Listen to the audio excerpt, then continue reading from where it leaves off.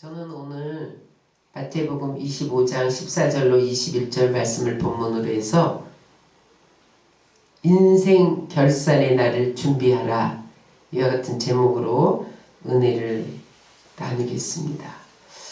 여러분, 1초가 60번 지나가면 1분이 됩니다. 1분이 60번 지나가면 1시간이 됩니다. 한 해가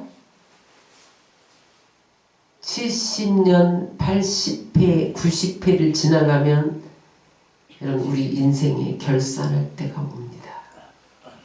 여러분, 이 세상에 태어난 모든 사람은 반드시 이 땅에서 인생을 결산하고 그 결산에 따라서 하나님 앞으로 가느냐 지옥으로 가느냐가 결정되어집니다.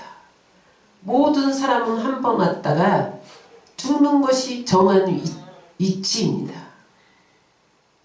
그러나 하나님이 우리에게 살 기회를 주셨을 때, 시간을 주셨을 때 우리는 최선을 다해서 살아야 됩니다.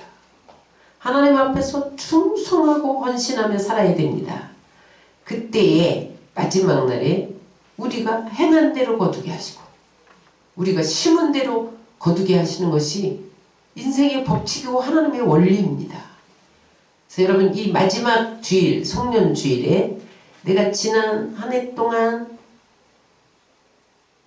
어떻게 왔는가를 점검하고 또 새해를 어떻게 시작할 것인가를 준비하는 여러분들 되시기를 주의 이름으로 축원합니다. 애플 공동 창업자인 스티브 잡스가 마지막 남긴 말이 있습니다.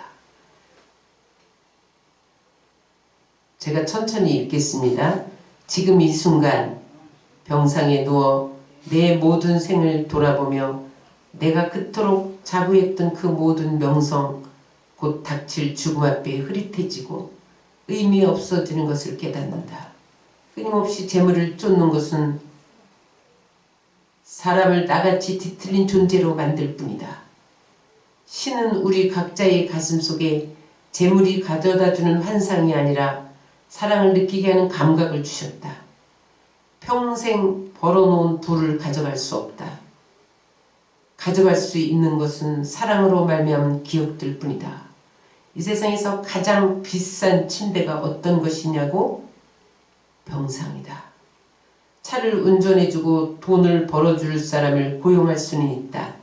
그러나 대신 병을 알아줄 사람은 구할 수 없다. 잃어버린 것들을 되찾을 수 있다. 그러나 잃고 나서 절대 되찾을 수 없는 것이 하나 있으니 그것이 삶이다. 우리가 지금 삶의 어느 단계에 있든 결국 커튼이 내려오는 날을 맞게 된다. 가족, 배우자, 친구들에 대한 사랑을 귀히 여겨라. 당신 자신에게 잘하라. 다른 사람을 소중히 여겨라. 세계에서 가장 브랜드 가치인 애플 창업자인 스티브 잡스가 마지막 남긴 말입니다. 그가 이 말을 마지막으로 남기고 아내와 아이들을 한동안 쳐다보다가 숨을 거뒀다는 거야. 그가 2011년 췌장암으로 죽어가면서 내가 이 풀을 가져갈 수 없다. 다 놓고 간다. 잘못 살았다. 좀 더 사랑하고 살걸. 그러면서 너 자신을 잘 대해주고 다른 사람을 소중히 여기고 사랑해라. 마지막 남긴 말입니다. 로망 롤랑은 인생은 왕복표를 바람하지 않는다. 그렇게 말했어요. 여러분, 우리가 미국에 갈 때 비행기 티켓팅을 하면 왕복표를 끊잖아요. 우리가 명절 때 시골에 가면 열차표를 왕복표를 끊잖아요. 근데 여러분, 우리의 인생길에는 왕복표가 없어요. 일방통행이에요. 한 번 가면 오지 못해요. 그러므로 여러분, 인생은 반드시 결산의 날이 있다는 것을 알고 살아야 됩니다. 여러분, 인생이 결산의 날이 없다, 그렇게 인정하는 사람은요, 이 세상을 함부로 삽니다. 막 삽니다. 죄와 번복이 돼서 삽니다. 하나님 뜻과 상관없이 삽니다. 그러나 내가 언젠가 주님 앞에 설 날이 온다. 내 인생은 반드시 결산할 때가 온다. 이것을 인식하고 살면 여러분 선하게 살 수 있어요. 시간을 아끼며 살 수 있어요. 최선을 다할 수 있어요. 충성할 수 있어요. 헌신할 수 있어요. 그래서 여러분, 그렇게 산 사람은 주님 앞에 섰을 때 할 말이 있어요. 여러분, 우리가 앞서거니 뒤서거니 다 이 세상을 떠날 결산의 날이 오는데, 그때 하나님 앞에서 여러분들이 무슨 말을, 어떻게 내 인생 보고를 할 것인지, 내 인생 결산서를 내밀 것인지, 그것을 준비하며 사는 여러분들 되시기를 주의 이름으로 축원합니다. 제가 한 해를 마무리하면서 엊그제 송구영신 예배를 드렸는데 또 송구영신 예배를 드릴 날이 다가왔네. 그런 생각을 하면서, 아, 그렇구나. 1초가 60번 지나면 1분이 되고, 1분이 60번 지나면 1시간 되고, 내 인생이 70여, 80여, 90번 지나면 결산할 때가 되는구나. 이걸 깨달았어요. 새삼스럽게. 오늘 본문은 어떤 주인이 타국에 가면서 종들을 불러서 달란트를 맡겼다가 다시 돌아와서 결산하는 장면입니다. 오늘 이 달란트 비유 속에서 예수님이 우리에게 주는 메시지는 뭐냐? 따라서 예수님은 반드시 다시 오신다. 지금 타국에 가셨어요. 우리나라와 상관없는 다른 나라, 이 땅의 나라가 아닌 하늘나라로 가셨어요. 그런데 예수님은 분명히 다시 와서 결산하신다는 거예요.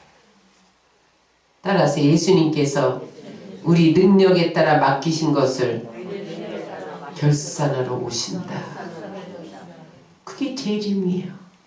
마지막 성탄절이에요. 여러분, 그런데 그때에 결산한 결과에 따라서 상을 줄 것이냐 벌을 줄 것이냐, 그것을 결정하신다는 거예요. 그래서 결국은 여러분, 우리의 인생은 우리가 산 대로 결산을 하는 거예요. 누가 살아주지 않습니다. 누가 대신 살아주지 않습니다.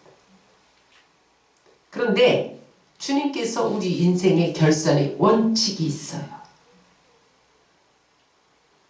주님이 아무렇게나, 아, 얘는 좀 이쁘니까 내가 조금 후하게 줘야지, 그렇게 안 하신다는 거예요.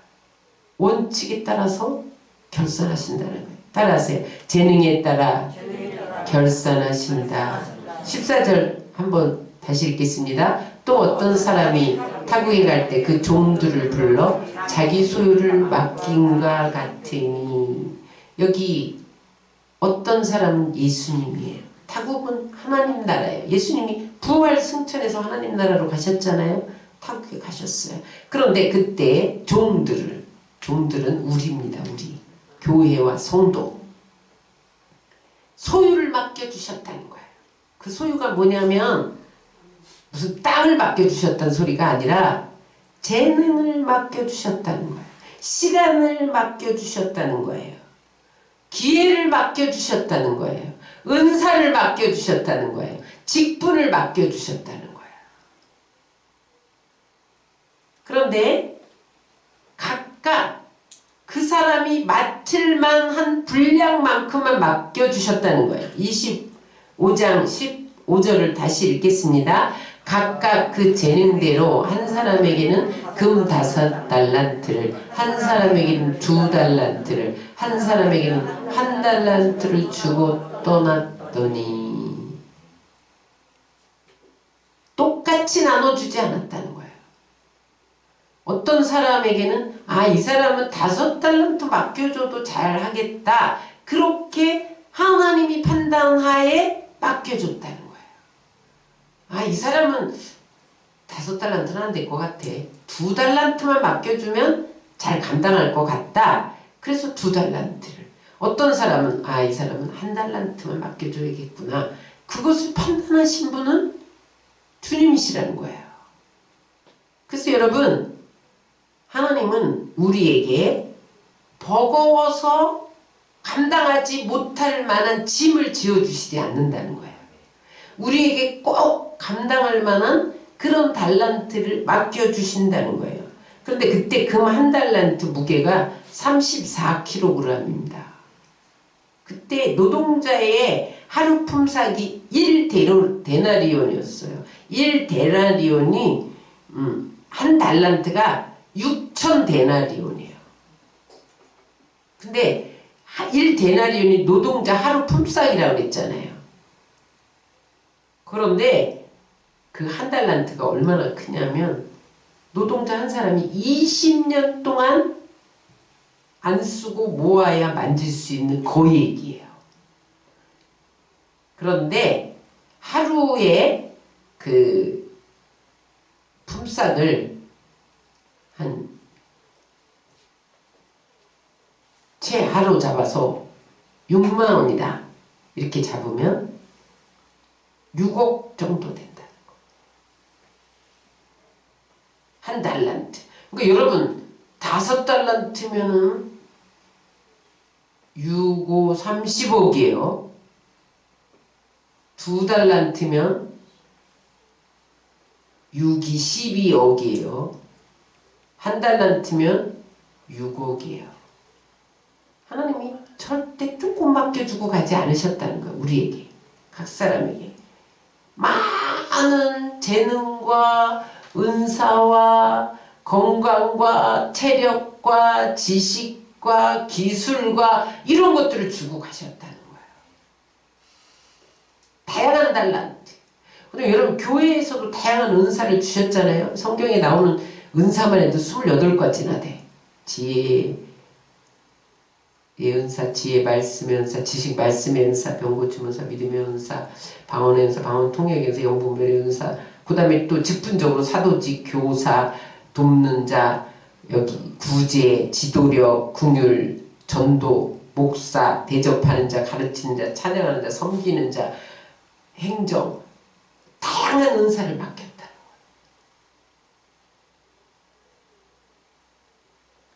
그러므로 여러분, 나에게 맡겨주시는 것을 판단하시는 분은 하나님이에요. 우리는 나에게 맡겨주신 것을 과소평가하면 안 돼요. 또 너무 무거워 감당 못하겠다 그렇게 해서도 안 돼요. 하나님이 감당할 수 있을 만큼 맡겨주신 거예요. 그래서 여러분 달란트를 비교하면 안 됩니다. 저 사람은 왜 저렇게 많이 주고 나는 왜 이렇게 작아? 불평하면 안 돼요. 또 많이 받은 사람은 작게 받은 사람을 무시하면 안 돼요. 다 고유의 재능에 따라 감당할 만큼만 하나님 맡겨주신 것에 감사하고 그 재능을 개발해야 돼요. 여러분 우리는 무슨 보이는 것으로 어떤 나타나는 현상으로 그것을 측정하려고 하면 안 돼요. 내가 물질이 부족하면 몸으로 섬기면 돼요. 또 건강이 허락지 않으면 말로 섬기면 돼요. 미소로, 웃음으로, 칭찬으로, 격려로, 용기로. 여러분 하나님이 우리에게 주신 재능이 많아요. 그래서 하나님이 나에게 주신 달란트가 무엇인가를 살피고 개발해야 돼요. 두 번째 원리는 따라하세요. 충성에 따라 결산하신다. 이제 그 다음에 하나님이 판단하셔서 5달란트, 2달란트, 1달란트를 맡겨주셨으면 내가 할 일은 뭐냐? 최선을 다하는 거예요. 충성하는 거예요. 오늘 16절, 18절을 다 같이 읽겠습니다. 시작. 5달란트 받은 자는 바로 가서 그것을 장사하여 또 5달란트를 남기고 2달란트 받은 자도 그같이 하여 또 2달란트를 남겼으되 1달란트 받은 자는 가서 땅을 파고 그 주인의 돈을 감추어 두었더니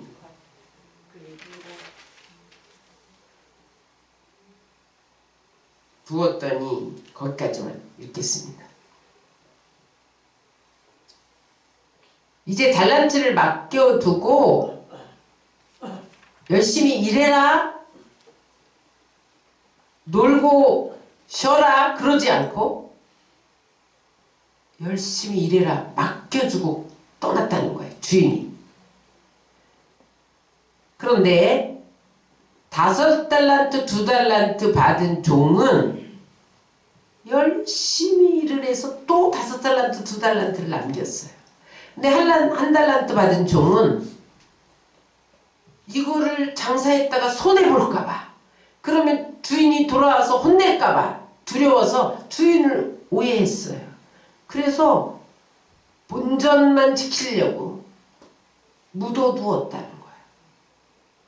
응? 주인을 오해했죠. 또 하나는 뒤에 보면 한 달란트 받은 자에게 주인이 돌아서 책망하는 장면이 나오는데, 악하고 게으른 종아. 여러분, 자기 달란트를 개발하지 않는 것은 게으르기 때문이라는 거예요.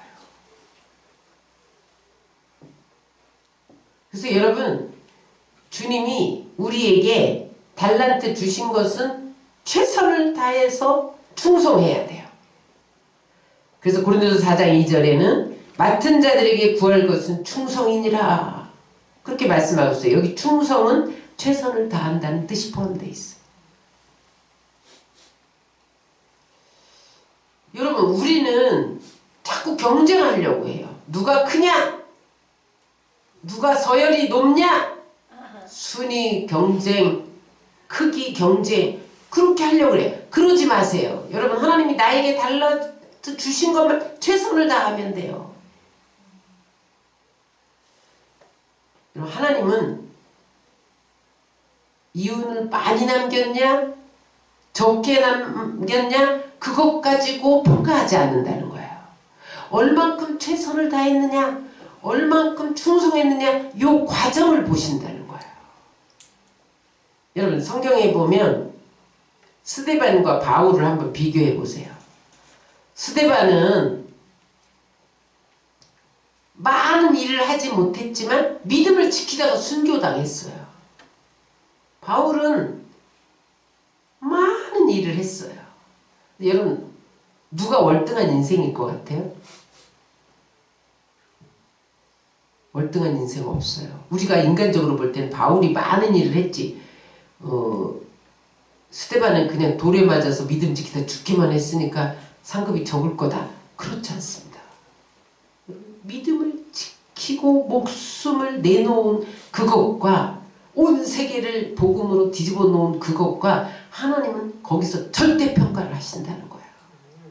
제가 학교에서 이 성적평가 낼 때는 상대평가를 내요. 나는 절대평가하고 싶어요. 이 친구도 잘하고 저 친구도 잘해서 난 다 F를 주고 싶어요. 그런데 이 세상은 상대평가를 하라고 그래요. 그래서 A풀은 10%, A는 10%, B풀은 20%, B는 20%, 나머지 C 10%, C풀 10%, 나머지 F 이렇게 된단 말이죠.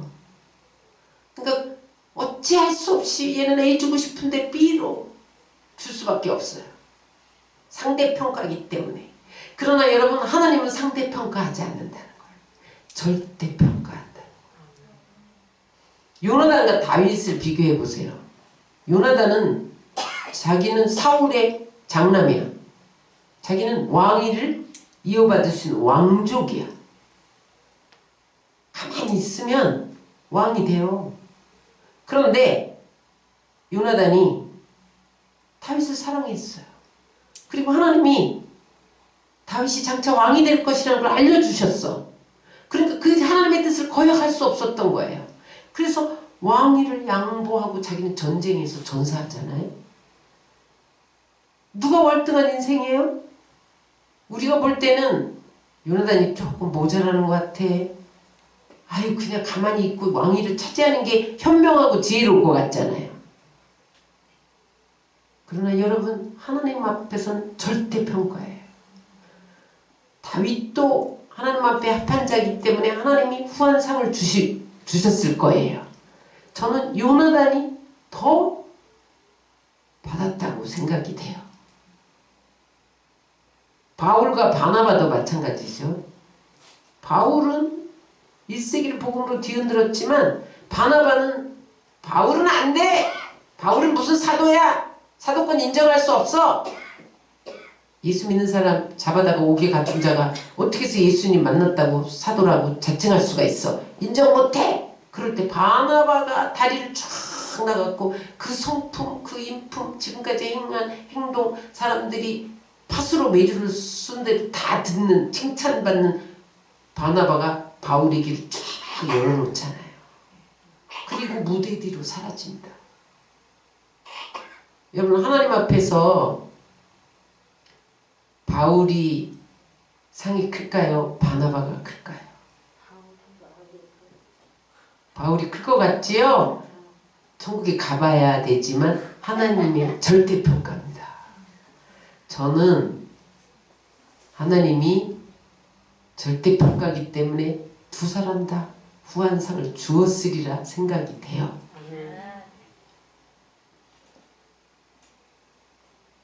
중요한 것은 뭐냐면 절대 충성, 최선을 다하는 것에 따라서 하나님은 평가한다는 거예요. 그러므로 여러분 비교 의식 가지면 안 돼. 쓸데없이 비교하면 안 돼요. 스트레스만 받아. 나는 나의 길을 가는 거야. My way. 하나님 앞에서 최선을 다하면 되는 거예요. 여러분 요즘은 그래도 장애인 우대 정책을 펴잖아요.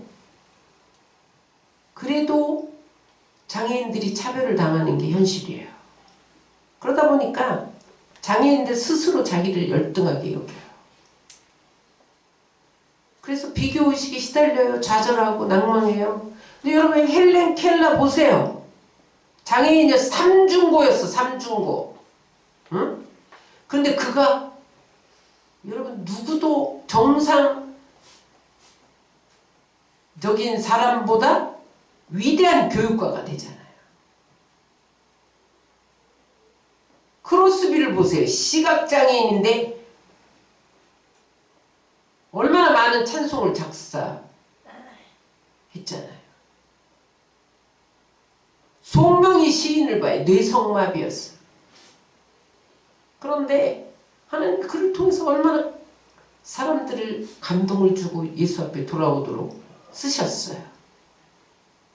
문제는 내가 최선을 다하느냐 최선을 다하지 않느냐에 달려있지 내가 장애인이냐 비장애인이냐 그거에 달려있지 않다는 거예요. 그런데 내가 장애인이라면서 최선도 다하지 않으면 악하고 게으른 종인 거예요. 나는 장애인으로 태어났을지라도 내가 최선을 다하면 착하고 충성된 종인 거예요. 세계적인 타악기 연주자 이블린 글레니가 있어요. 영국에서 세계 최초로 타악기를 독창적으로 독주회를 가진 그런 음악가인데 그래서 세계 도처에서 열광을 하고 초청해서 듣는 그래서 세계적인 상 그 대영 제국 훈장이 있어. OBE라고 그것도 받았고요. 그래미상 아무나 받나요? 그것도 10개나 받았고 명예박사가 5개나 돼. 그런데 저 이블린 글레니가 장애인이에요. 청각장애. 어린 시절부터 피아노와 음악에 재능이 있었어요. 그런데 8살에 갑자기 귀에 마비가 왔어요. 이상 증상이 오더니 16살부터 아예 안 들려요. 귀가. 그런데 그가 늘 들릴 때 오케스트라를 연주하면 타악기는 보조 역할밖에 안 하잖아요. 그죠? 그런데 저것을 내가 타악기를 가지고 독주를 좀 하고 싶은 그런 생각이 늘 있었어요. 그래서 그녀가 귀는 안 들리는데 그래도 15살까지는 그래도 듣고 피아노도 좀 연습을 하고 음악적인 감각이 있었단 말이죠. 근데 그가 귀가 안 들리는데 혹독한 훈련을 해요. 응? 하루에 7시부터 밤 10시까지 자기 혼자 매일 연습을 하는 거야. 그래서 그가 나중에 어디에 들어가냐면 영국에서 가장 권위 있는 왕립 음악학교에 들어가요. 그래서 거기서 사상 처음으로 청각 장애인 학생으로 입학을 했고 거기서 가장 최우수 수석으로 졸업을 해요. 그래서 영국 여왕상도 받아요. 최고의 성적으로 청각. 그래서 음악계의 신데렐라로 떠올랐어요.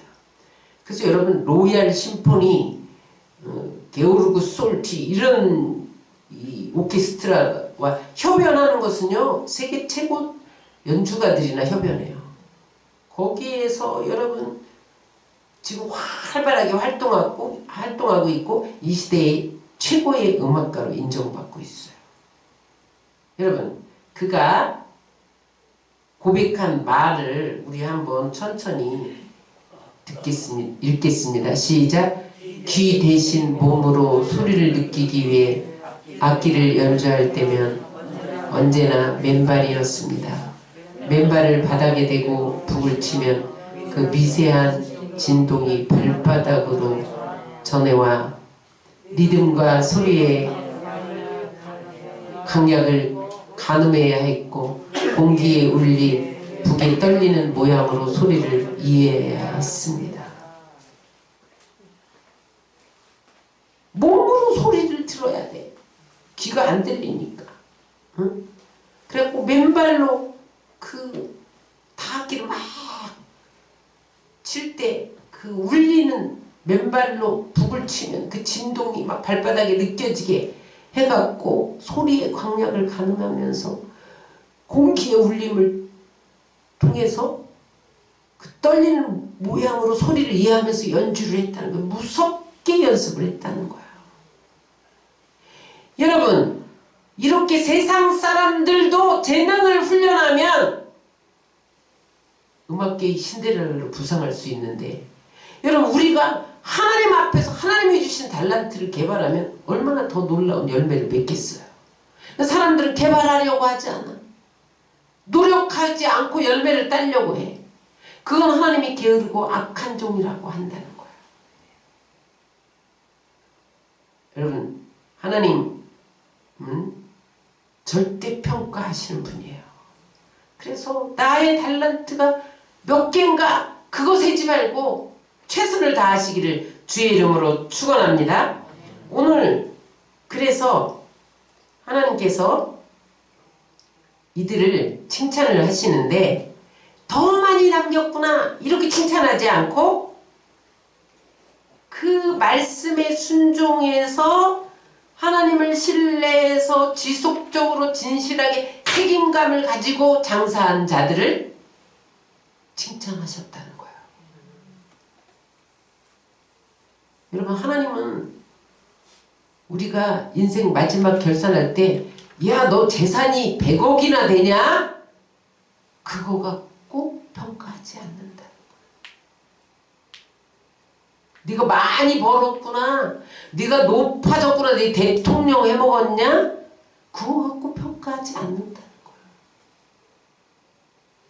네가 내 삶의 과정에 얼마나 내 말씀에 순종하고 나를 신뢰하고 내가 얼마나 진실하게 살았느냐, 책임감 있게 살았느냐,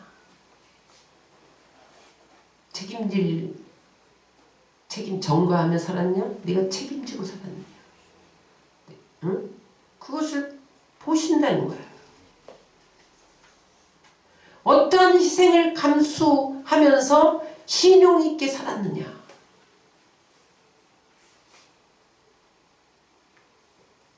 그것에 따라서 평가한다는 거야.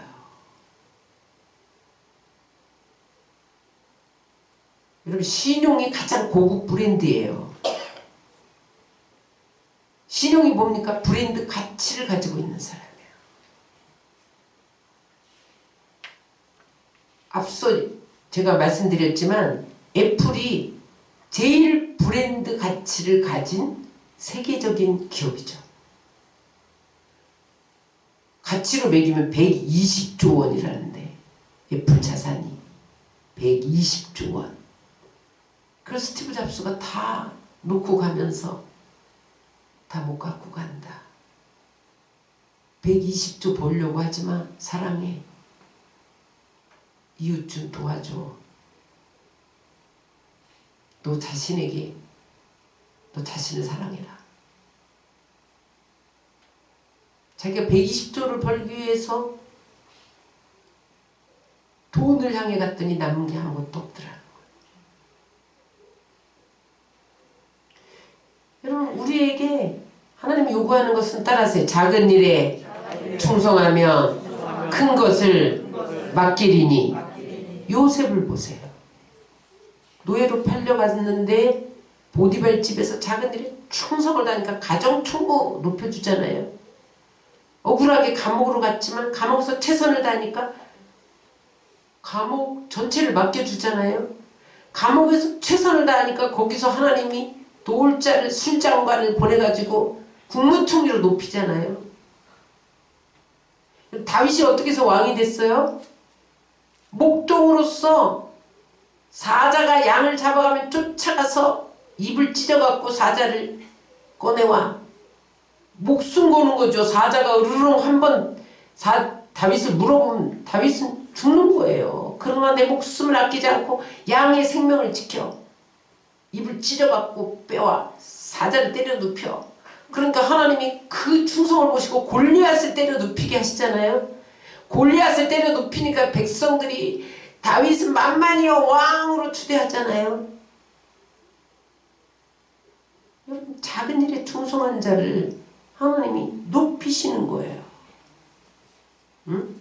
그래서 프랑스의 소설가 까미는 이런 말을 했어요. 다 같이 읽겠습니다. 성공하지 못하는 자에게는 게으름의 문제가 꼭 있다. 게으른 사람은 성공 못해요. 영국 속담에도 이런 말이 있어요. 젊었을 때 게으름을 피우는 사람은 늙어서 거지가 된다. 무슨 말이에요? 시간 있을 때, 탤런트 맡겼을 때 작은 일에 최선을 다하는 거예요. 하나님은 그 최선은 곧 충성심입니다. 성경에는 충성에 대해서 굉장히 강조하잖아요. 내가 죽도록 충성해라. 생명의 관을 주리라. 응? 하나님은요, 무엇을 보고 절대평가하시느냐? 충성심을 보시고 절대평가합니다. 하나님은 충성심을 보시고 많은 것을 맡겨주고 축복해 주시는 거예요. 누가복음 16장 10절 읽겠습니다. 지극히 작은 것에 충성된 자는 큰 것에서도 충성되고 지극히 작은 것에 불의한 자는 큰 것에도 불의하느니라. 나는 큰 것 줘야 충성할 거야. 작은 거는 안 해. 그럴 수 없다는 거야. 응? 그래서 죽도록 충성하는 자에게는 생명의 관을 주신다니까요. 계시록 2장 10절 시작. 죽도록 충성하라. 그래야만 내가 생명의 관을 내게 주리라. 대부분의 사람은요, 잘 될 때는 충성해. 그런데 어려울 때는 소리 없이 물러나. 이게 일반 세상 사람입니다. 그런데 교회 안에도 그런 사람이 있어요. 어떤 사람은 교회가 어려우면 매달려서 눈물로 기도하는데 어떤 사람은 자기 유익이 없거나 자기가 조금 기분이 나빴다 그러면 처새처럼 날아가 버리더라고. 그건 충성이 아니에요. 좋을 때나 어려울 때나 기쁠 때나 슬플 때나 변함없이 최선을 다하는 것, 그게 충성이에요. 하나님은 그것을 보시고 상 주신다는 거예요. 결산의 날이 다가왔어요. 마태복음 25장 21절입니다. 하나님이 상급을 주시고 심판하시는 장면이 시작.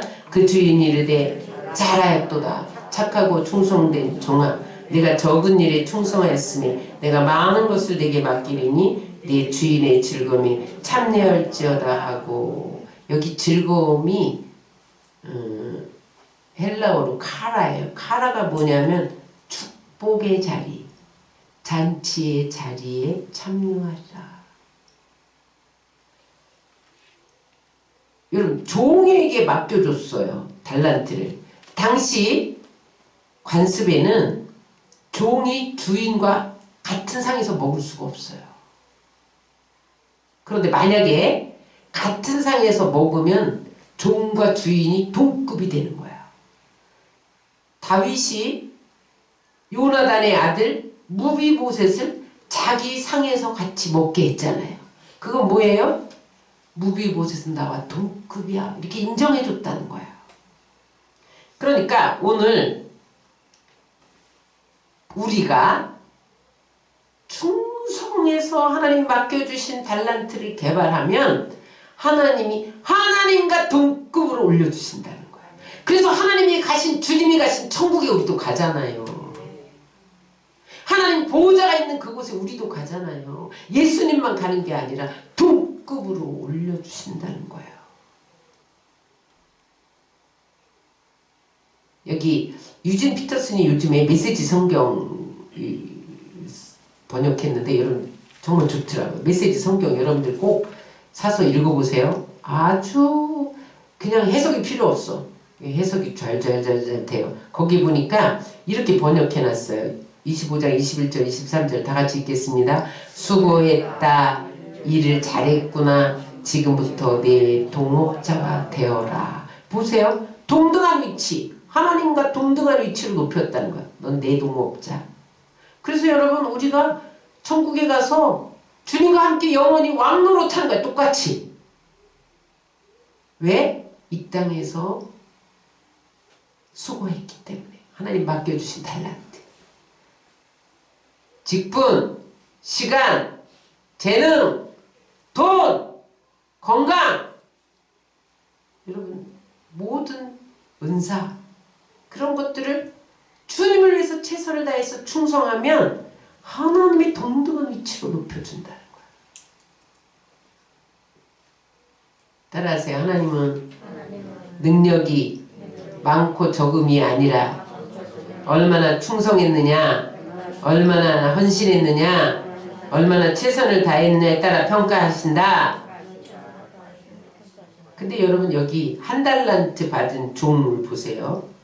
26절 시작. 그 주인이 대답하이르되 악하고 게으른 종아 나는 심지 않은 데서 거두고 해치지 않는 데서 모는 줄 네가 알았느냐? 한 달란트 묻어준 자는 본전 믿질까봐 장사 못했다 이 말이에요. 본전 믿지면 하나님께 아니 주인에게 책망받을까봐 주인을 잘못 알고 그랬더니 있는 달란트도 빼앗아서 남긴 자에게 줬다는 거야. 하나님이 뭐 이렇게 있는 자는 더 주고 없는 자는 아예 깔아뭉개는 하나님이냐? 부익부 빈익빈의 하나님이냐? 그렇게 말하는 사람 그렇지 않아요. 하나님은 그 충성을 보시고 승진시키고 그 충성을 보시고 축복해 주시고 그 최선을 다하는 것을 보시고 더해 주신다는 거예요. 불충한 자는 오히려 빼앗고 강등시킨다는 거예요. 여러분 회사에서도 과장으로 승진시켰는데 일 못해봐요. 게으르고 나태하고 여러분 월급을 많이 줬는데 거기에 준한 일을 못한다. 그런 실적을 못 옮겨봐요. 당장 강등시키잖아요. 그래서 있는 것까지 빼앗았다는 거예요. 28절 29절 시작. 그에게서 한 달란트를 빼앗아 10달란트 가진 자에게 주어라. 무릇 있는 자는 받아 풍족하게 되고 없는 자는 그 있는 것까지 빼앗기리라. 충성하는 자에게 더 준다는 거. 가장 많이 남긴 10달란트, 가장 많이 주고 남긴 그 사람 더 준다는 거예요.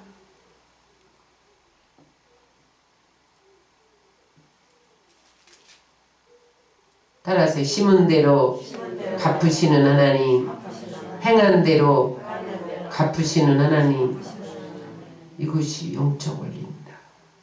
무익한 종은 바깥 어두운 데로 내어 쫓아라. 거기서 슬피 울며 이를 갈미 있으리라. 여기가 어디예요? 바깥 어두운데 지옥이에요. 지옥. 그럼 우리가 이 땅에서 충성하지 않고 묻어두면 바깥 어두운 데로 쫓겨난데 결산의 날에.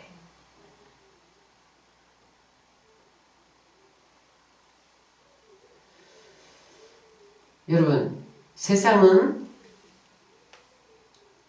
크기를 재고 순위를 매겨서 평가해요. 그러나 주님은 얼마나 충성했느냐, 얼마나 헌신했느냐, 얼마나 최선을 다했느냐, 그것 가지고 평가해요. 오늘 한국의 슈바이처라고 불렸던 전주 예수병원의 아버지라고 불렸던 설대위 선교사. 여러분, 설대위는 이게 한국 이름인데 이 사람 미국 사람이에요. 한국 사람이 아니라. 그분이 쓴 책에 만유의 으뜸이신 그리스도. 원래 미국 이름은 데이비드 존 실이에요. 응? 미국 의사예요. 설대위는 한국 이름이고. 미국에 가면 루지애나주에 뉴올리언스 트레인 의과대학이 있어요. 굉장히 유명한 대학이야. 거기서 수석으로 졸업했으니까 얼마나 장래가 촉망되는 의사였어요. 근데 한국 전쟁 직후에 30살에 의료 선교를 와요. 한국에. 전쟁 폐허더미 되어 있을 때 1954년에 왔으니까 여러분 전쟁 일어난 지 4년. 우리나라는 완전 잿더미였죠. 거기서 그 폭발 환자들, 또 전쟁 그 끝에 전염병이 얼마나 돌아요.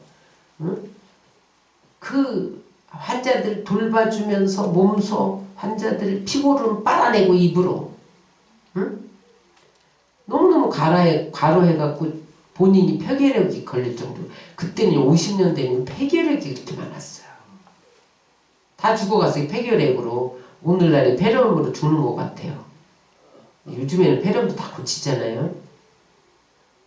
제가 어린 시절에도 우리 마을에 폐결핵으로 각혈하는 그런 부인들이 많았어요. 우리나라 얼마나 못 사는 거죠. 그때에 이 설대위 그니까 의료 선교를 온 거예요. 와가지고 아예 못 돌아갔어. 미국에. 그래서 그 전주 예수병원에서 치료를 해요. 끊임없이 농촌보건사업 시작하고, 미국 사람인데 소아마비 퇴치 사업하고, 그러다 이제 정년퇴직하고 미국으로 돌아갔죠. 그런데 미국에 가서도 자기 문패에 한국 이름 설대위 이렇게 걸어놓고 노안으로 투병하면서도 모금 활동해갖고 20억씩 의료장비 구입해갖고 예수병원에 보내고, 전주 예수병원에 보내고, 나중에 그가 노년에 병들어서 응급실에 입원했는데 모은 재산이 하나도 없었다는 거야. 오히려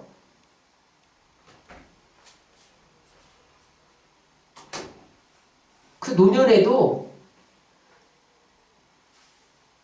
응급실 담당 의사 정년 퇴직하고 그거 하면서 근근히 생계를 꾸며갔다는 거야. 자기 남은 게 아무것도 없어. 근데 그는 후배 의사들에게 늘 이렇게 가르쳤다는 거예요. 모든 환자를 예수님 대하듯 봐라. 평생을 종으로 사는 거죠. 여러분 뉴올리안즈 트레인 의과대학은 거기 나오기만 하면 총망받는 의사가 되는데 이렇게 전쟁 폐허가 된 곳에 와서 일생을 바친 거예요.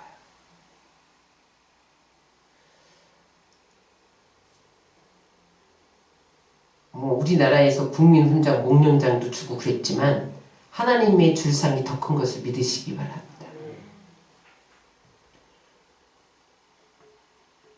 여러분, 우리가 오늘 마지막 주일을 보내는데 삶을 되돌아봐야 돼요. 점검하지 않으면 발전 없습니다. 또 한 해가 오는구나. 그러면 반복되는 쳇바퀴 도는 그런 삶만 살 수밖에 없어요.